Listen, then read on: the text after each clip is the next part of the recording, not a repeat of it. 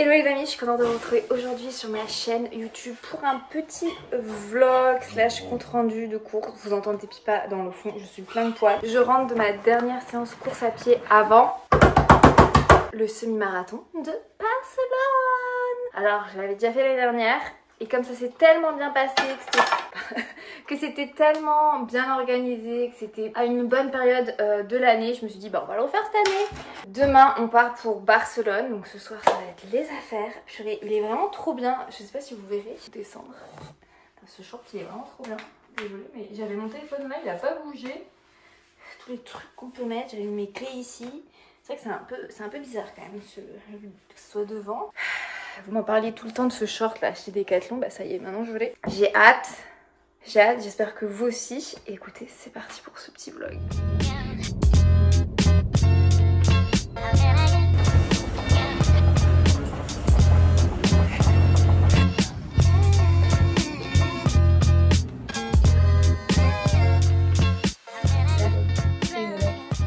Bon les amis, demain c'est le semi-marathon de Barcelone. On l'a déjà couru l'année dernière en 2024. Enfin je dis on était tous les deux inscrits puis t'étais blessé. Donc cette année par contre on prend tous les deux le départ.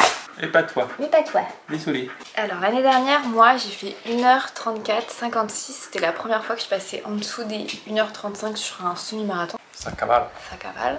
Ouais, pas mal. Toi c'est quoi ton record actuel? Mon record c'est 1h25 17. Ça date de fin 2021.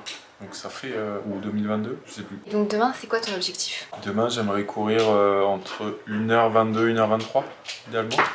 Ça fait combien? Donc raboter entre 2 et 3 minutes le record. Ça va être autour de 3... 56, 57, 55. Il faut savoir que Mathieu prépare le marathon de Barcelone. Dans un mois. Et que son allure marathon, c'est mon allure 10 km. Dans les bons jours. Tu vises combien d'ailleurs pour le marathon de Barcelone? Eh bien vers les 2h52, 53, il faudra voir. Mon record est de 2h57. À Paris en 2023. Donc si je peux déjà faire moins de 2h50, autour de 2h54, 2h55, ça serait déjà bien. Ok, et ben écoute, moi demain j'aimerais, à la base les amis, je visais au moins, on va dire 1h33. Tu vas le faire. Non, à la base non, même je visais moins. À la base je visais 1h32. Ouais, on disait 1h32. Ouais, mais entre temps il est arrivé une gastro, donc fin décembre début janvier, puis j'ai enchaîné avec une très grosse bronchite, donc on va dire que mis bout à bout ça fait quasiment un mois sans pouvoir faire de séance. Donc, ouais, surtout en étant gêné quoi. En étant gêné, voilà. Et même quand je me dis bon un mois au final j'ai quand même réussi à bien m'entraîner puisque c'était fin décembre et on est mi-février. Ça a raboté la prépa. Oui, ça a mis un sacré coup de frein. Donc ça a mis aussi un sacré coup de frein à la confiance en moi. L'année dernière j'avais beaucoup plus confiance en moi pour aller atteindre cet objectif, tu vois. Que cette année j'ai pas du tout confiance en moi. Alors que paradoxalement, moi je pense que tu as fait plus de séances depuis en tout cas sur la période on va dire octobre à maintenant. Je pense que tu as fait beaucoup plus de travail spécifique. En théorie tu as progressé en vitesse. Mais effectivement ces 3 semaines là de galère... ouais. Je trouve que j'ai fait moins de séances qui m'ont mise en confiance. Ouais. Par exemple, je sais que j'avais fait une séance de 2 heures où on faisait 20 minutes endurance, 10 minutes à l'heure spécifique. Et je sais que cette séance m'avait vraiment mise en confiance parce que les 10 minutes donc, de la deuxième heure, bah, je les passais beaucoup mieux que les 10 minutes de la première heure. Et j'ai fait une séance similaire mais genre mardi. Donc c'est pour vous dire le décalage dans ma prépa. Vu les 2 dernières courses ou essais 10 km que j'ai fait, ça a été catastrophique avec des sensations vraiment horribles. Donc bah, c'est... Le bon côté, je pense, et pour tous les deux, hein, puisque ça va aussi pour moi, puisque je suis tombé malade, moi qui étais rendu malade hein, la deuxième fois. À la première aussi ça se trouve? Non, bah non. Mais bon, la deuxième fois était la pire. Au moins, le bon côté, c'est que ça va nous forcer, et je pense que pour une fois, enfin en tout cas je parle pour moi là, pour une fois je ferai pas l'erreur de partir trop vite, et je pense que ça va nous forcer justement ce manque de entre confiance et entraînement, ça va nous forcer à partir un peu plus conservateur que d'habitude et à justement essayer de pouvoir accélérer sur la deuxième partie de course, sachant en plus que il y a une grosse partie du dénivelé qui est au début sur les 7 premiers kilomètres. Dénivelé, on s'entend, c'est un semi-marathon sur route, donc voilà. Le problème quand même de partir conservateur, Et ça, c'est que tu prends du retard. C'est que tu prends du retard et que ça peut être stressant parce que de toute manière, la logique de partir trop vite, c'est se dire qu'on gagne du temps sur la fin. Sauf qu'il y a toujours cet effet boomerang où les quelques secondes que tu as gagnées, tu perds beaucoup plus en fait sur la fin. Oui, c'est risqué. Ça marche risqué. Quand tu es vraiment bien, que tu as fait une super prépa, que tu es en confiance, ça marche. Enfin, moi, je l'ai, en tout cas, il y a 2 ans sur le marathon de Paris, c'est ce que j'avais fait. Je m'étais freiné après 10 km et finalement, même si j'étais parti trop vite, je l'ai pas payé. Mais un marathon, c'est plus long quand même. Oui, mais normalement, c'est plus sur marathon que tu le payes. Là, c'est surtout aussi par rapport au parcours et au profil. Il faut se dire que c'est moins grave de pas prendre trop d'avance sur les 6-7 premiers parce que ça monte. Oui. Voire justement accélérer, peut-être pas à la mi-course, mais un peu avant. Moi, ma stratégie, c'est de partir en 4,28. Tu vois, 4,28, 4,27. De lisser jusqu'à 5 et d'essayer de petit à petit accélérer à partir de 5. Accélérer, j'entends, hein, c'est 1 seconde. Hein, c'est vraiment juste 1 seconde. Essayer de stabiliser à 4,23, 4,24 sur la fin. On verra. Après, ça se trouve, je vais être à 4,28 et je vais sentir que les jambes, elles sont pas là et que ça va être compliqué. Enfin, on verra quoi. Tu verras. Donc on verra demain, les amis, et on garde la surprise. À demain matin. Let's go. Baby. Hello les amis, il est 6h20, je viens de me coiffer. C'est pas ouf, mais c'est pas grave.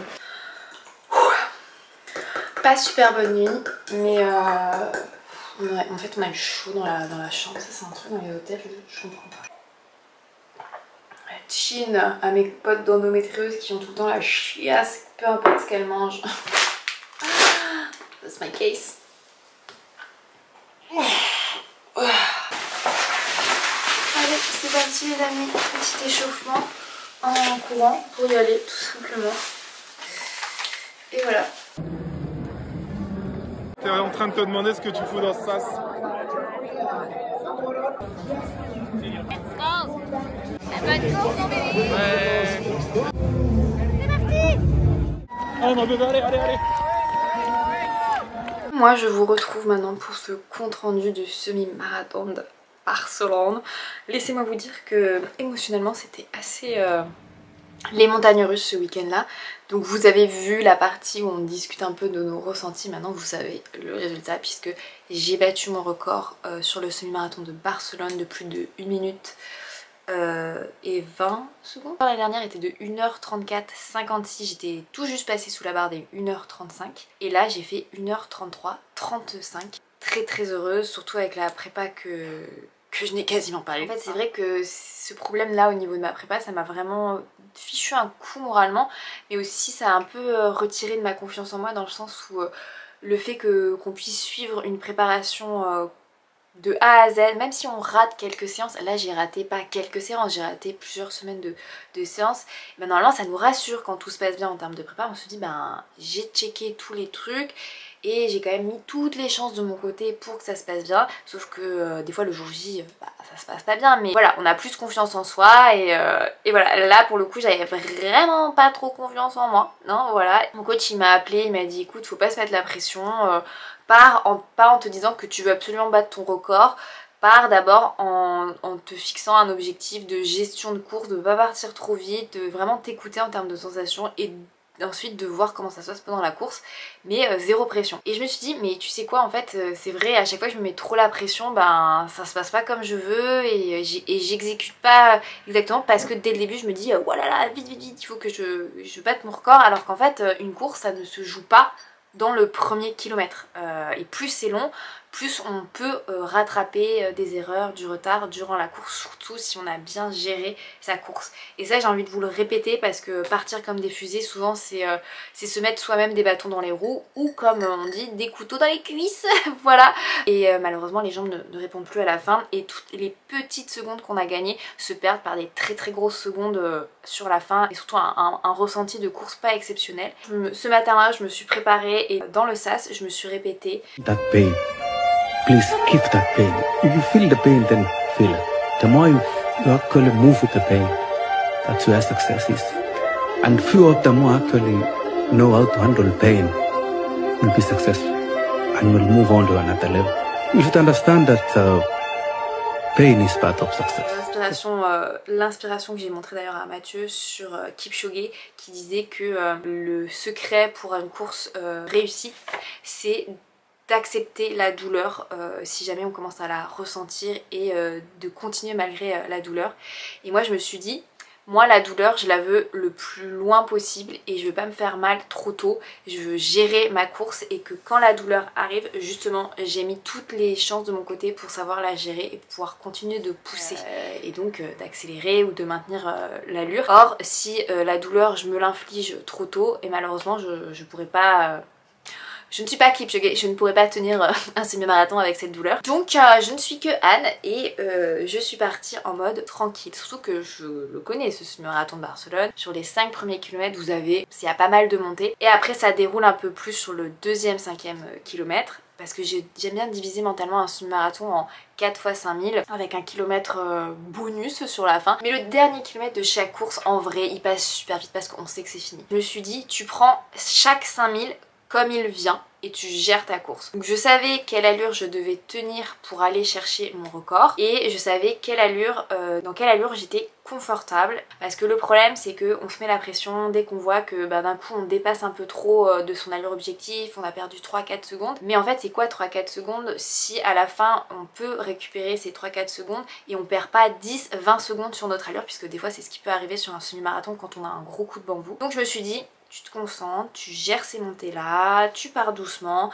tu laisses, je me suis mise au fond de mon sas parce qu'en fait je me suis mis dans le sas pour se rapprocher en fait des 1h30 parce que le sas d'après c'était 1h35 et donc je me suis mis au fond. Et c'est trop drôle parce que je me suis un peu doublée au début et après j'ai couru à peu près avec les mêmes personnes et je me suis pas mis le stress en voyant toutes ces personnes courir. Je me suis vraiment concentrée sur mon allure.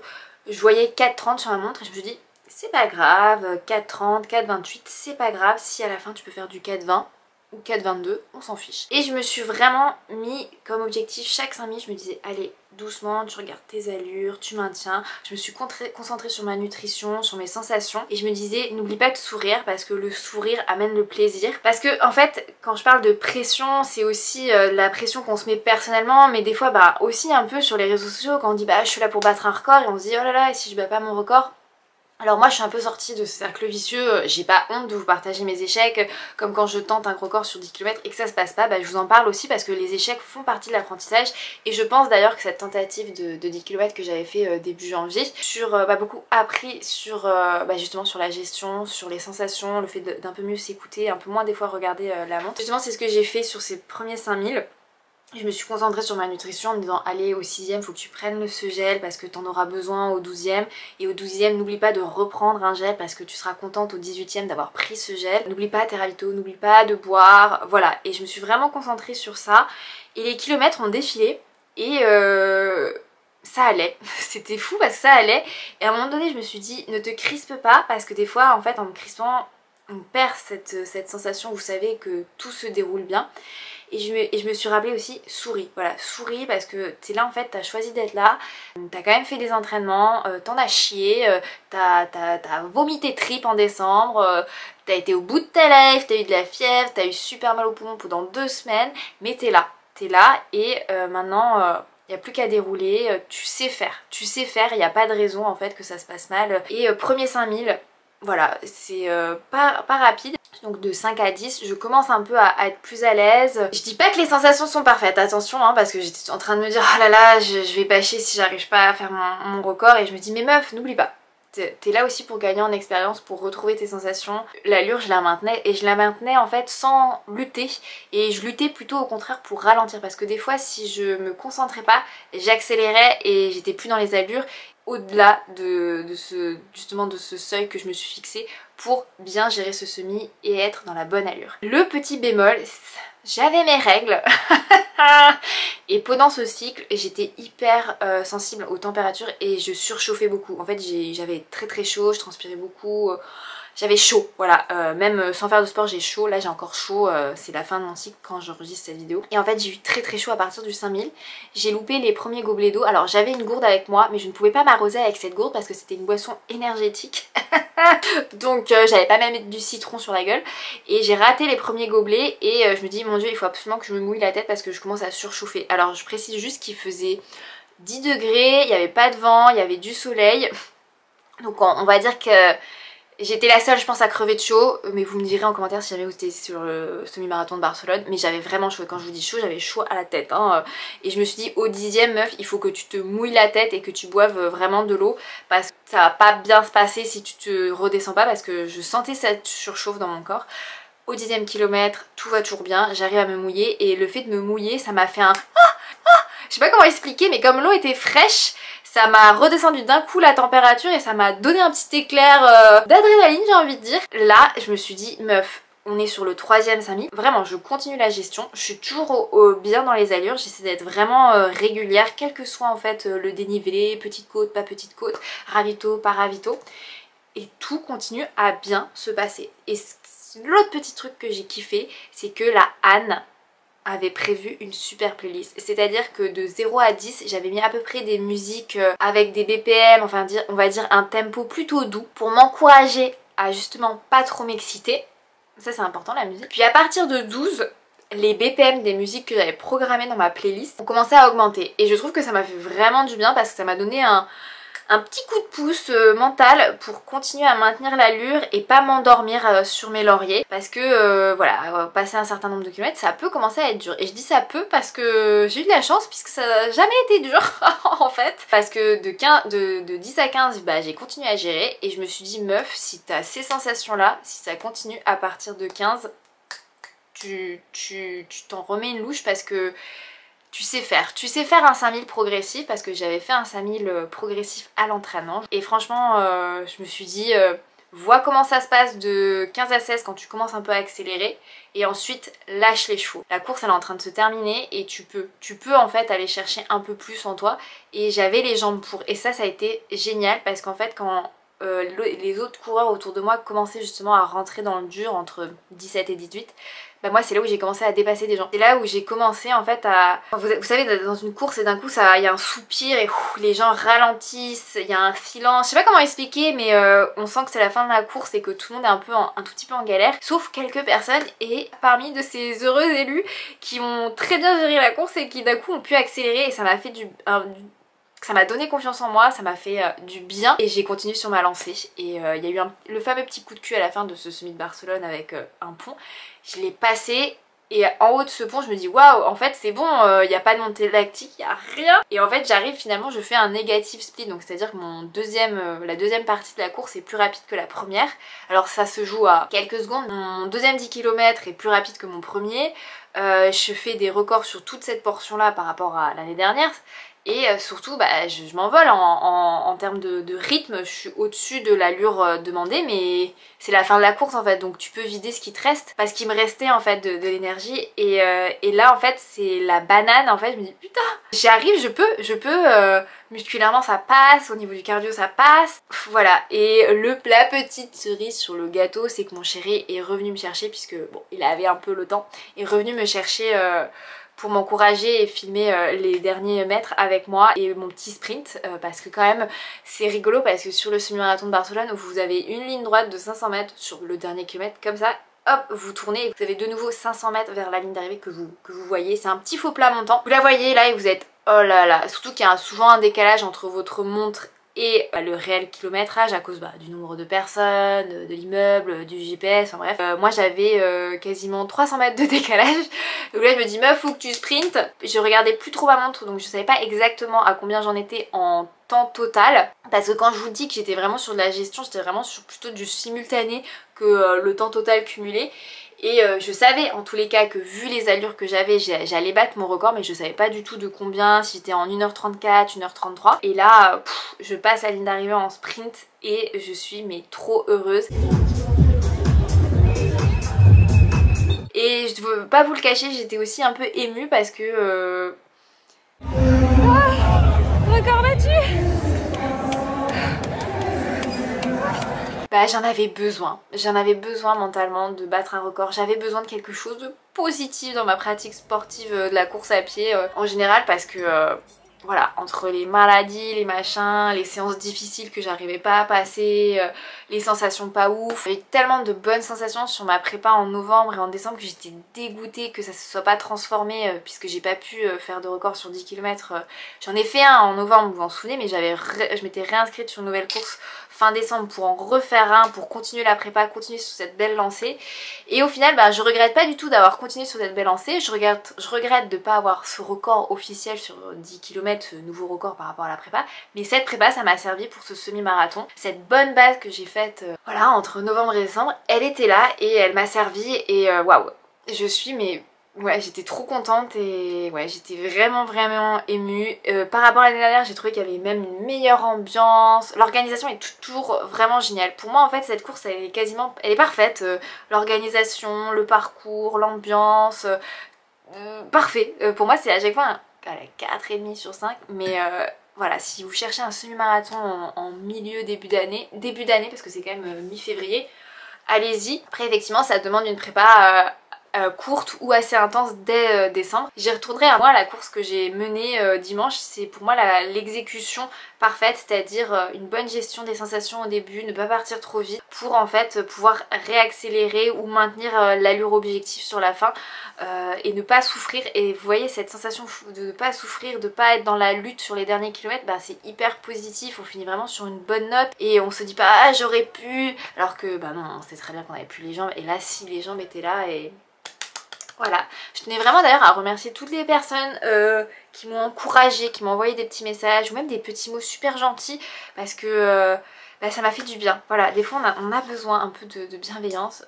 Moi j'essaie de vous en apporter mais ça fait aussi vraiment du bien d'en recevoir. Voilà les amis, je vais interviewer maintenant Mathieu. Je suis sûre que ça devrait vous intéresser aussi sa version de sa course. On va aller promener Pipa d'ailleurs.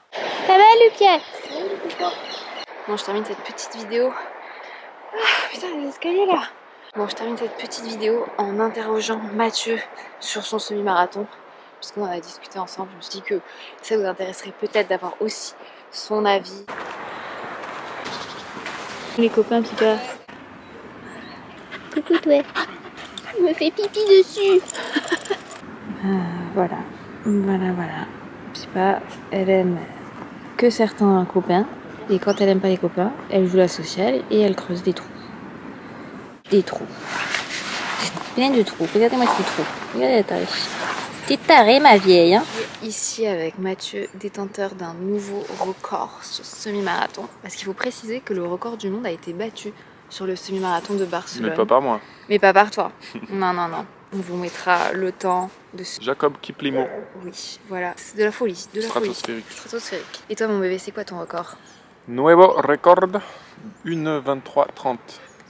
Et c'est ce que tu voulais? J'aurais bien voulu passer sous les 1:23. Mais par rapport aux conditions du moment, des sensations, c'est plutôt pas mal, je suis content. Et parce qu'il faut préciser que Mathieu aussi a eu la gastro et la bronchite avec plutôt que moi. En fait, il m'a transmis C'est moi. un plaisir. On partage tout. Alors, niveau ambiance, quelle note tu mettrais sur 5? Niveau ambiance, ouais, vraiment pas mal quand même. Je trouve que ça cool. Après, je sais pas, j'étais tellement dans ma bulle, Dans un tunnel, à vrai ouais. dire, que j'ai quelques flashs d'ambiance. Je sais pas, ouais, je me suis pas tant nourri de l'ambiance et de la ferveur extérieure. Je sais pas, Ok. j'étais en mode tunnel, ouais, c'est ça. Focus. Niveau organisation, tout ça, est-ce que t'es content? Ravito, machin, retrait d'ossard. Oui, globalement, enfin rien à dire. Ravito, j'ai rien touché. J'ai même pas pris un gobelet d'eau, donc j'avais tout sur moi. Et à la fin? À la fin, c'était smooth. Je trouvais ça rapide, smooth, pas de rien à dire honnêtement. Et ton ressenti global sur la course? Et très bon ressenti global. Je suis content de ma gestion de course. J'ai réussi à ajuster en fait justement mon pace, d'accepter d'aller un peu moins vite pendant 7-8 bornes Du pour début? pouvoir alors pas ouais non au début j'étais sur l'allure et on va dire qu'entre 9 et ouais entre 10 et 17 à peu près j'ai volontairement ralenti un petit peu, ça joue à 3, 4, 5 secondes au kilomètre. Mais des fois ça change tout?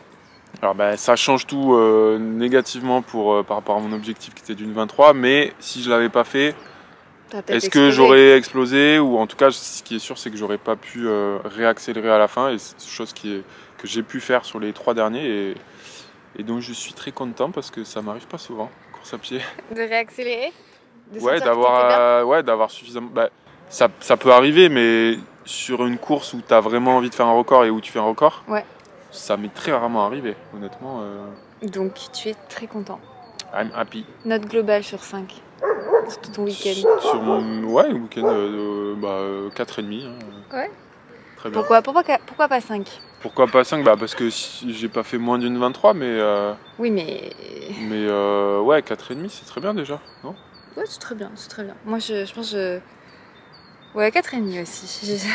On peut toujours faire mieux. On peut toujours faire mieux. Ouais, mais moi, tu vois, je m'attendais pas à faire ce que j'ai fait, donc je suis trop contente. Donc pour moi, c'est parfait. Très, très, très heureuse. Je pense que Barcelone nous porte bonheur sur le format semi. Et les conditions, on n'a pas parlé, mais très très bonnes. Ouais, pour le coup, conditions parfaites. La preuve, record du monde, ça va aussi avec le fait que les conditions étaient parfaites, température, pas de vent. Oui. Impeccable, quoi. Voilà les amis, j'espère les amis que ça vous aura peut-être donné envie de passer sur semi ou de refaire un semi-marathon si ça fait super longtemps que vous ne l'avez pas fait. Creuse. Ah mais là, elle creuse là quoi. Creuse. J'espère les amis que ce petit compte rendu vous aura plu, pensez à vous abonner et surtout à laisser un petit like. Je vous dis à très vite, bye. Qui est venue la voir là et elle s'en fiche. Elle s'en fiche complet, elle fait des trous et elle mange ses bâtons. C'est quoi? C'est une snob. Elle joue que avec les bergers. Je comprends pas quoi.